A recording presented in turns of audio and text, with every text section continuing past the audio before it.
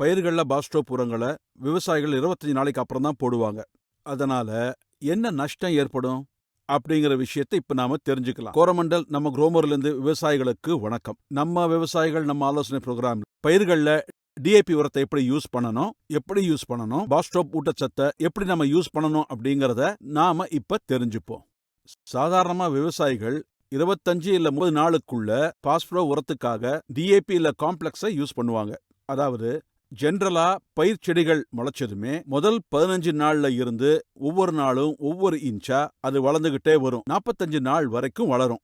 அதே மாதிரி 45வது நாள் பயிர் உற்பத்தி நடக்கும். இந்த பயிர் வளர்ச்சிக்கும் வேர் வளர்ச்சிக்கும் பாஸ்பேட் ஆனது ரொம்ப நம்ம விவசாயிகளுக்கு 15வது நாளே டிஏபி உரம் இல்லைன்னா பாஸ்பேட் உரத்தை கொடுக்கணும்னா ரொம்பவே பிரச்சனையா இருக்கும். அதனாலதான் இப்ப விவசாயிகளுக்கு கிடைக்கிற மாதிரி இலைகள் மேல தெளிக்கக்கூடிய டிஏபி இருக்கிறதுனால அந்த விவசாயிகள் நல்லபடி தெளிச்சு நல்ல வளர்ச்சியை கொண்டு வராங்க.